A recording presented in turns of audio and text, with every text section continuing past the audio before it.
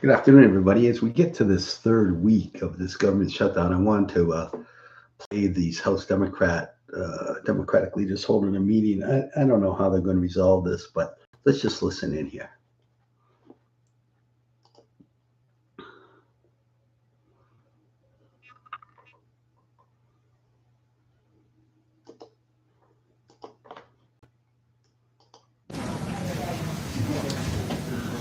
Maybe I'll give some commentary as we go through it. It looks like we're all just gagging together. This was a little bit earlier today. Hey, thank you, buddy. Of course, appreciate your help. We'll do this. People face a rapidly spiraling.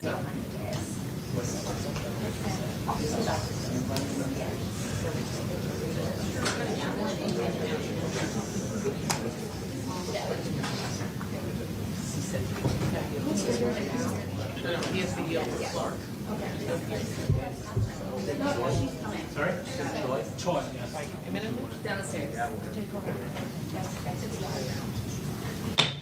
I call this meeting of the Democratic Steering and Policy Committee to order. Good morning. Thank you for joining us for this very critical hearing. I'm Debbie Wasserman Schultz, one of the co-chairs of the Steering and Policy Committee.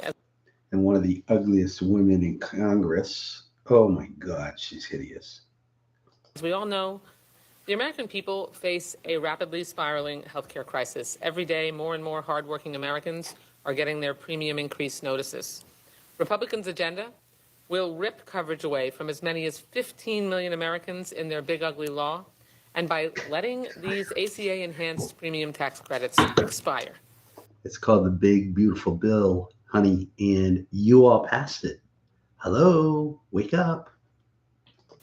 That's because Donald Trump and his Republican enablers in Congress chose to force hospitals to close, push people off of their Medicaid benefits, and to slash billions in future Medicare funds, all so they could hand massive permanent tax breaks to the wealthiest among us. And right now, in every corner of America, but especially in red states, families are gathering around kitchen tables to figure out how to pay for huge increases in health care coverage. For millions of them, the painful answer will be that they simply go without it. The pain this will inflict on my state will be absolutely vicious. Of the 10 highest congressional districts for ACA enrollment in this country, all 10 are in Florida. Is Governor DeSantis sounding the alarm bell?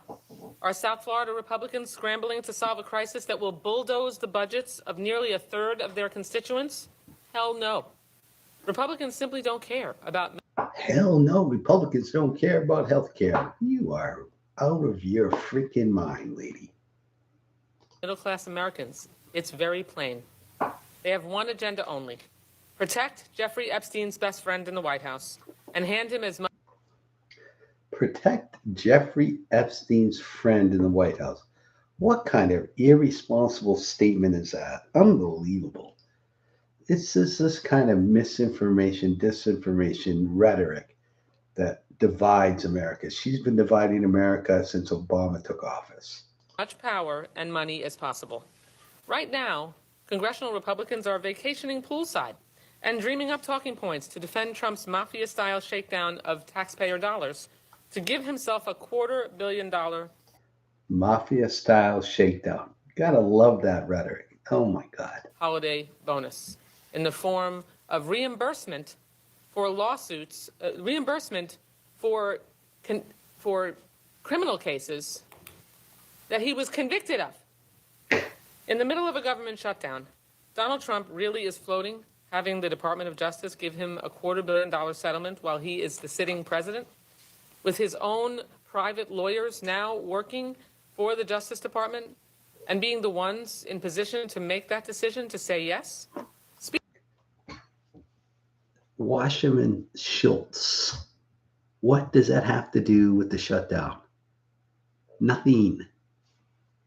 Speaker Johnson is right now limbering up for his next round of verbal gymnastics to explain why he refuses to swear in Congresswoman-elect Grijalva. But you know what else is happening right now? Over 80,000 people in my district are staring at the loss of health care coverage. But sadly, Republicans do not care. There's a father from Fort Lauderdale anguishing right now, over how he'll pay $1,200 more each and every month to cover his family of 5. But Republicans just don't care. There's a woman in Cooper City who reached out to me in a panic. Here's what I say. That father of 5, if he can't afford $1,200 more a month, he should move the hell out of Fort Lauderdale, one of the most expensive places in Florida to live. Give me a break. That her coverage premiums are about to triple. Triple. Republicans don't care about her either.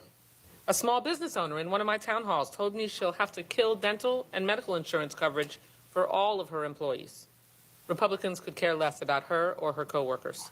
Since this shutdown started, Trump has hosted his billionaire pals at the White House to thank them for bankrolling his new ballroom and gone golfing or on taxpayer-funded trips every weekend.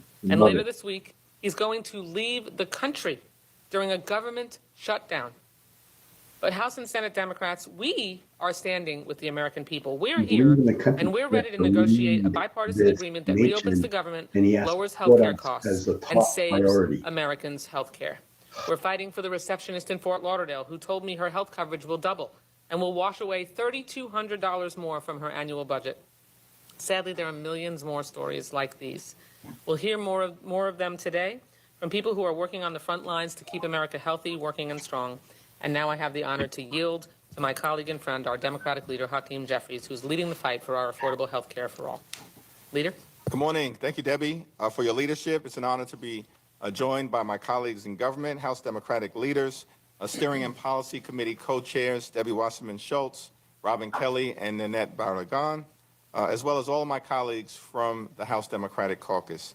In particular, it's an honor to join our witnesses today and to thank each and every one of you for your presence, for your leadership, for your willingness to share your stories with the American people. Rob, James, Lindsay, Paul, and Danny, we appreciate all of you coming to testify before us today, and more importantly, your service to the country.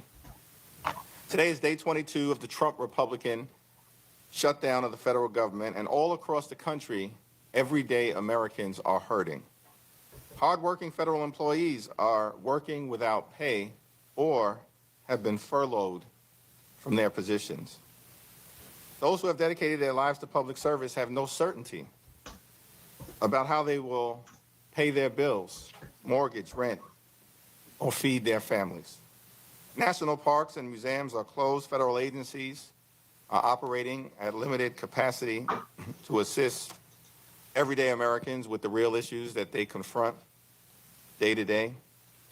If this shutdown of the federal government by Donald Trump and Republicans continue, folks may even lose nutritional assistance benefits that they depend on to feed themselves, their children, and their families and keep food on the table. To make matters worse, Republicans won't even commit to making sure, consistent with the law that was passed in 2019, that all federal workers receive back pay when the government reopens. It's unconscionable, unacceptable, and un-American, and we are determined to make sure that every single federal employee receives the entirety of their pay. Republicans have been running an extreme play from the very beginning of this year. Donald Trump and his out-of-control administration have already illegally fired more than 200,000 federal employees prior to the beginning of the government shutdown. And they continue to visit chaos, cruelty, and confusion on the American people. Day after day, Speaker Johnson has kept House Republicans on a taxpayer-funded vacation, canceling votes 4 consecutive weeks. They shut the government down, ran out of town, and now are nowhere to be found. In fact, since July 22nd, 3 months ago, House Republicans have only worked in Washington for 14 days since the end of July. They are hiding from the American people, but House Democrats understand our responsibility to run toward and embrace the American people as we defend their health care, their quality of life, and work hard to drive down the high cost of living in the United States of America. Meanwhile, President Trump is busy demolishing the White House to build a ballroom to celebrate him like a king and giving $40 billion. So a ballroom, if you have a ballroom, you have to have a king to have a ballroom. We have ballrooms in every major hotel. I was at a ballroom at the Washington Hilton in 2012 for the Army Ball. There was no kings there. In fact, the only thing that was there resembling any monarchy was Obama, because he was there. So give me a break. To his right-wing dictator friend in Argentina, but can't find a dime I died. to extend the Affordable Care Act tax credits for tens of millions of Americans. No, because we voted it down, a big beautiful But bill. there's a simple solution for Republicans. Illegal Get back to aliens work. shouldn't get health care. Sit down with Democrats. We're ready, we're willing, we're able to reopen the government, to enact a bipartisan spending agreement that actually meets the needs of the American No, people, I'm not going to give you and 1.5 trillion to more. address the Republican health care It's a crisis clean that is tiara. devastating families You guys all got to vote across for that. this country. Pass the clean tiara, and then you can have. Thank you once again to our incredible, patriotic witnesses who are with us here today.